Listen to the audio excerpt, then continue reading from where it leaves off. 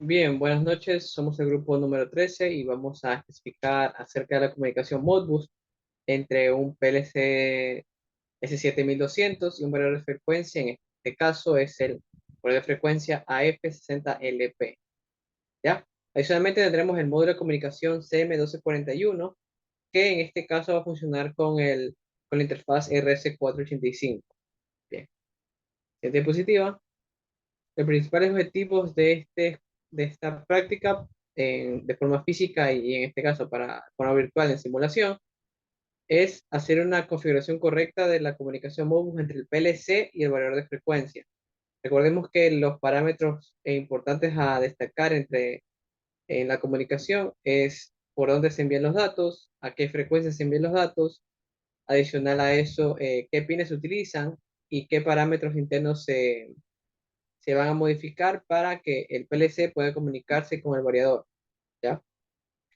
Adicionalmente, se va a querer eh, dar marcha al motor, paro, cambiar la velocidad y también cambiar el sentido de giro, ¿ya? Por lo tanto, habrán varios parámetros que revisaremos más adelante que se configuran de forma interna para alcanzar este cometido. Luego veremos es el estado del variador, saber si es que está en movimiento o si tiene algún tipo de fallo y reconocer qué tipo de fallo es. Finalmente, un HMI que pueda controlar el variador, es decir, dar marcha y detener, un control muy sencillo. Siguiente diapositiva. Bien, aquí no tendremos un momento para analizar el variador de frecuencia. Ya, este variador de frecuencia es de 1.5 kilovatios, o lo que es lo mismo, 2 HP. Su frecuencia máxima será de 400 hercios y su entrada de voltaje de 380 voltios AC. Eh, de todo el esquemático se puede rescatar las salidas más importantes, que en este caso serán del RS485. Es decir, las salidas donde se va a encontrar eh, las salidas de datos, ¿ya? Para la interfaz RS485. Para eso tenemos la bornera número 69 y 68. Aquí, por cada cable, va a transcurrir la señal diferencial de la interfaz RS485, que más adelante veremos el tratamiento que se le debe dar. Entonces, si nos vemos al lado derecho, tenemos la conexión física del PLC del variador, ya con los cables conectados. Adicional a esto, vemos que no solo se conecta el cable eh, de comunicación, sino también se conectan en paralelo dos cables más. Siguiente diapositiva. Bien, esta es la comunicación física del módulo.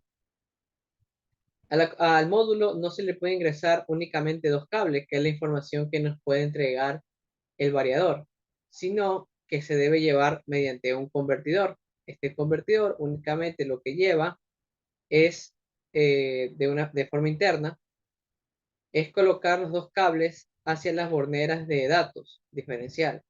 Estos luego se van a transferir hacia el TXRX correspondiente, ¿ya? Que vemos luego en la parte de arriba las borneras. Entonces, una vez hecho esto, ya podemos ver el otro dispositivo. En este dispositivo es un convertidor USB a RS485 y lo que se hace con esto es poder determinar qué datos están recibiendo, ¿ya? Estos datos que se reciben ya van a verse a través de la consola. Para esta aplicación en concreto se usa RealTerm, que lo único que hace es decodificar la información que se envía a través de RS485. Reater también sirve para comunicación interfaz RS232 o RS422. ¿Ya? Vemos las configuraciones primarias que son los baudios 9600, qué puerto de comunicación o puerto COM se está utilizando, el bit de parada, la paridad, etcétera, etcétera. Entonces, una vez que está todo esto configurado, podemos revisar más configuraciones. Siguiente diapositiva. Ya, antes de entrar a lo que son los parámetros del variador, podemos mencionar parámetros físicos que se deben tener en cuenta. Por ejemplo, internamente ya en TIA se van a tener las banderas de listo para el control o para habilitaciones. Así mismo se tendrán paradas Para los errores, también las banderas de errores, saber qué tipo de error es. También errores por bloqueo, que todos estos son parámetros físicos. La velocidad de referencia, el tipo de límite de frecuencia, el estado del variador, para decir si está en movimiento o no, la resistencia de falla, si es que existen banderas para voltaje excedido o torque excedido, así mismo como las precauciones o alertas térmicas y los set points, que son esenciales para manejar el variador desde el PLC. A continuación, mi compañero hará eh, hincapié en los bloques a utilizar. Bien, muchas gracias, compañero. Ahora sí, vamos a ver en cuanto al guía Portal, y para esta ocasión, asimismo, hemos utilizado el dispositivo que es el PLC S7200, 1214 DCSS, ¿no? Hemos elegido la última versión, que es la AG40 4.4. Una vez inicializado eso, procederemos a hacer diferentes configuraciones para que nuestra comunicación entre el variador y el PLC sea realizada por medio del módulo. Entonces, si nosotros nos vamos a los dispositivos, vamos a poner esto acá a un ladito. Ya. Entonces tenemos nuestro PLC.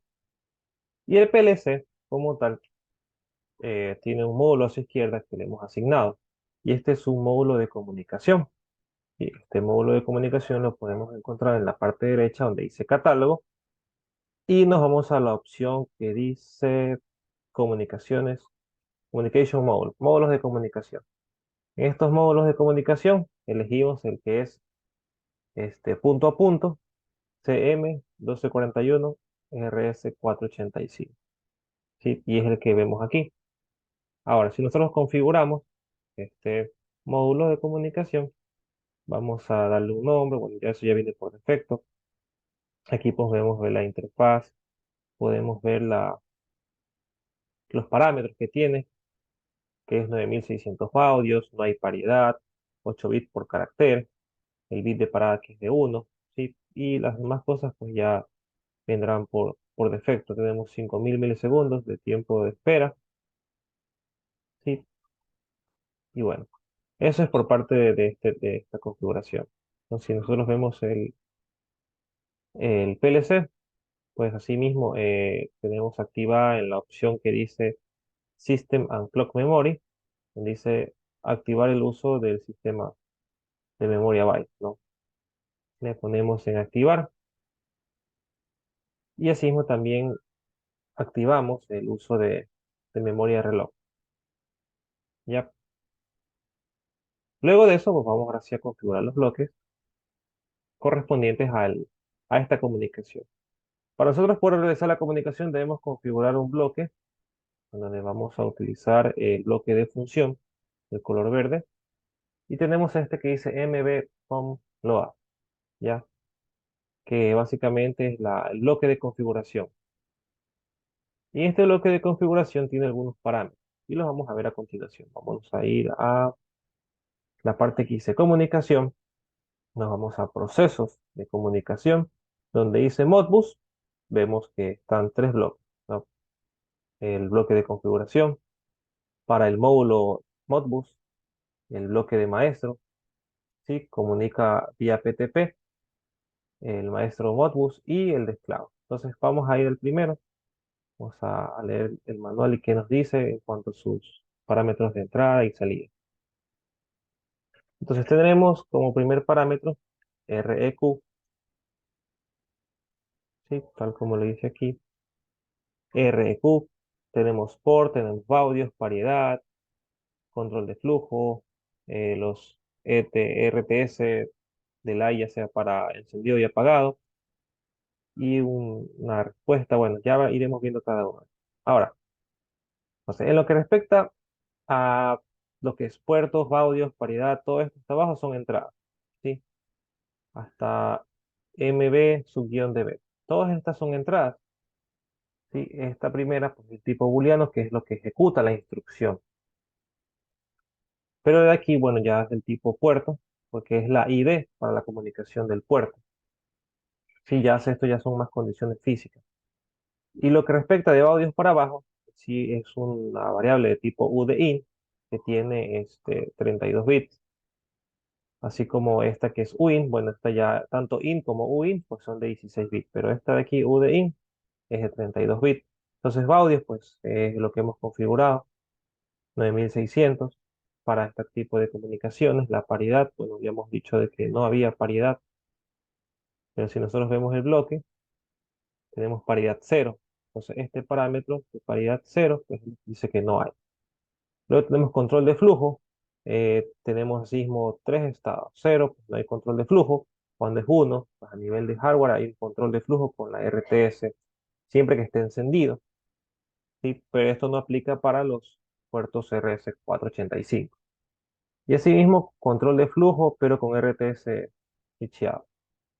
Entonces, esta está configurado en, como vemos, en cero. Todas estas de aquí están configuradas en cero, o sea que no se utiliza.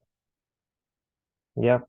Y luego tenemos lo que es este bloque de datos, MB master DB, ¿ya? Es una variable estática, ¿sí? Vamos a verlo aquí mejor. Es una entrada del tipo D, y lo que básicamente es hacer referencia al bloque de datos, ya sea maestro o esclavo para las instrucciones.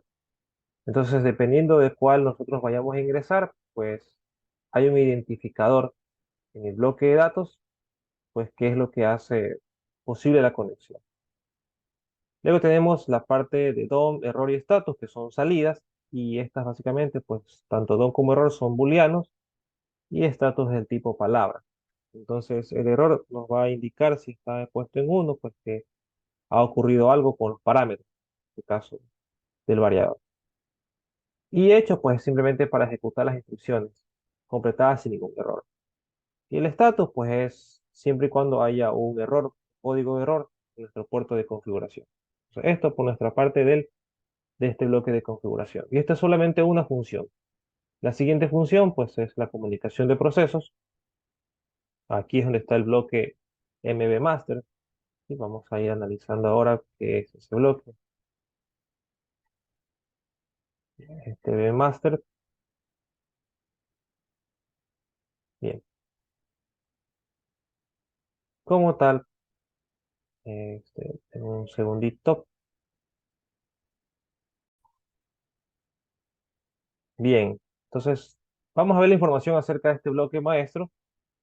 Como vemos, pues tenemos los parámetros de entrada y salida, tenemos el rec, tenemos MBADDR, el bloque mode y el data ADDR, que son los que vamos a hacer más específicos. Entonces, rec es una entrada booleana, es para la solicitud de enviar los datos de esclavos Modbus. El MBADDR es una entrada del tipo UIN de 16 bits, que es básicamente la dirección de estación Modbus RTU. El área de direccionamiento estándar, que va de 0 a 247, y si es ampliada va de 0 a 65.535. Entonces, si el valor está en 0, pues está reservado para la difusión general de un aviso a todos los esclavos Modbus. Para el broadcast solamente soportan los códigos de función Modbus 5, 6, 15 y 16. Ya. La parte que dice mode, entrada, es un USINT, este ya es de 32 bits, y este es el modo de selección que indica el tipo de solicitud, ya sea lectura, escritura o diagnóstico. Entonces, en la tabla de funciones Modbus, pues se encontrarán más detalles. Y ahí viene lo que es data ADDR, que es una entrada así mismo de IN, 16 bits, que es la dirección inicial en el esclavo y que indica la dirección inicial de los datos a los que se debe acceder en el esclavo Modbus. Las direcciones válidas se pueden encontrar en la tabla de funciones Modbus. Entonces, si nosotros vamos a la tabla de los parámetros, tanto para data ADR como para mode, entonces podemos ver que para mode hay 0, 1 y 2. Y así mismo hay diferentes funciones. Entonces, si es 0, están las funciones que van del 1 al 4, que básicamente son las longitudes de datos respectivas, así como sus operaciones de datos. Entonces puede ser leer bit de salida, o leer bit de entrada, o leer registro de parada, o leer palabra de entrada. Cuando el modo está en 1, tenemos la función 5, 6, 15 y 16, ¿no? Que cuya longitud de datos pues va a depender si va de 2 a 1968 o de 1 a 1960, que básicamente se escribe un bit de salida, un bit por consulta. Es que si es la función 6 pues escribe un registro de parada, una palabra por consulta, o en su defecto escribir varios bits de salida o varios registros de palabra. Entonces, esto ya lo vamos a ver mejor ya en el TIA Portal, ¿sí? Vamos a hacer algo. Entonces, siguiendo con el bloque del master, como vemos, también tenemos lo que es data len, ¿ya? Y data len es una entrada a sí mismo, que es la longitud de datos que indica el número de bits o palabras a las que debe hacer esta solicitud. La longitud es válida, se puede encontrar en la tabla de funciones modulus, ¿no? Que es la que ya había hablado. El data PTR, pues es una entrada variante. Esta entrada por lo general guarda datos hexadecimales y es un puntero hacia la dirección del DB o de la marca de la CPU de los datos que se deben escribir o leer. En un DB, esto se debe crear con el tipo de acceso estándar compatible con el PLC S7 300 o 400. Y bueno, tenemos las opciones de ya de salida, que es DOM, si la transacción pues, ha sido finalizada sin errores cuando esté en 1 y cuando en 0 no ha sido finalizada. Tenemos el BUSI, que asimismo es cuando la transacción de este bloque maestro está en ejecución y 0 cuando no lo está. Tenemos el error, pues cuando se visualiza un parámetro de estatus, si está en 1 y si hay 0 no hay ningún error, pues y finalmente el estatus que es la condición de ejecución. Bien, ahora vamos a ver lo que pasa en el TIA Portal.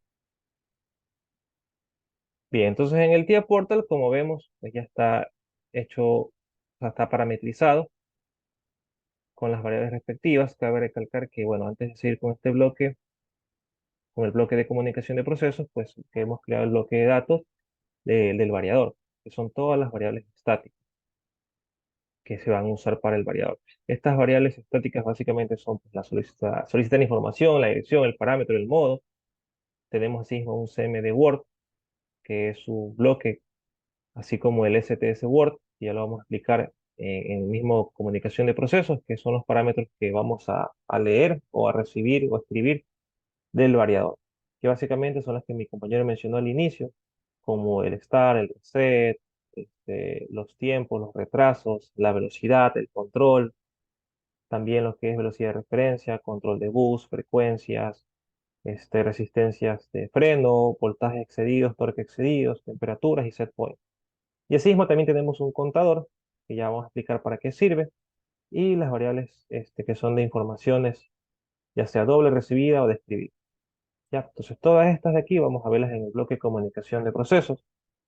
Asimismo, tenemos los diferentes modos. Cuando esté en cero, pues usamos el bloque de datos para el contador. Este básicamente es la forma en cómo va a empezar los datos. ¿Sí? A ver, vamos a ir de inicio. Entonces tenemos el control de proceso.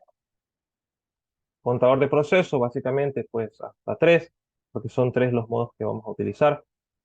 Y eso va a transferir los datos al variador y viceversa. Entonces, esto es un acumulador, simplemente. El segunda red es el inicio a cada petición, pues la señal de reloj está a 5 hercios y es lo que va a hacer la secuencia de nuestra comunicación. Luego de eso viene la red que dice escribir información de la palabra de comando. Entonces, en la opción 0, aquí es donde va a empezar a escribir, ¿sí? De acuerdo a nuestro bloque maestro, todas las palabras en el comando. ¿Ya? Y si nosotros nos vamos al modo 1, vuelta va a leer la información de la palabra de estado. Asimismo, tenemos el bloque swap, que básicamente intercambia los bytes de una variable de entrada a una variable de salida. Y esto es básicamente la actualización de los datos del save point de nuestro variador. Luego tenemos la lectura de parámetros, esto se da en el modo 2. ¿Sí?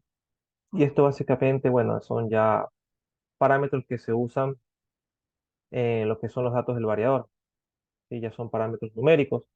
Y aquí es donde se usa la información doble de nuestro bloque maestro hacia el variador. Todo esto de aquí. Todo esto para el modo 2. Luego tenemos escribir parámetros. Y cuando nosotros deseamos cambiar o manipular datos de nuestro variador, ya es en el modo 3. Entonces, asimismo, nosotros ya podemos mandar la información a nuestro variador, de acuerdo a la comunicación que tenemos, y solicitarle cosas, en este caso al motor. Bien, para eso también se ha creado un HMI, unas variables estáticas que las vamos a usar en el HMI, que es básicamente para el set point, y para la marcha y el paro y el cambio de giro, que es uno de los objetivos de este literal. Así mismo nos vamos a lo que es HMI. Esta parte de aquí no la vamos a poder simular, puesto que no tenemos la versión actualizada del firmware.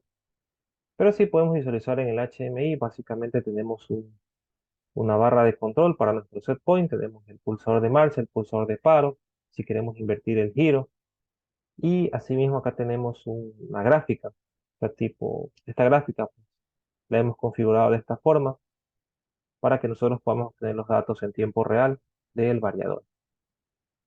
Y asimismo tenemos la aceleración y la desaceleración, la lectura y la escritura de los datos. Bien, entonces si vemos acá, para poder observar qué es lo que pasó, pues básicamente esta gráfica es lo que muestra la simulación de nuestro variador que nos entrega los datos al PLC. Entonces, una vez que el variador comience a funcionar, le damos marcha y es un movimiento constante, ¿no? Pero nosotros queremos, en este caso, hacer una desaceleración. Esa es la razón por la cual esta curva comienza a bajar hasta llegar a un cierto número. Bueno, en este caso baja a cero, porque nuestro set point está a 100. Entonces, para desacelerar, pues baja a cero y mantiene un tiempo de espera y luego incrementa su velocidad. Entonces, nosotros podemos hacerlo de la forma en que queramos. Obviamente no lo podemos hacer brusco porque eso ya son daños físicos y mecánicos a nuestro variador. Entonces, de esta manera es como hemos establecido la configuración y la comunicación Modbus entre nuestro PLC S7200 y el variador. Y eso sería todo. Muchas gracias.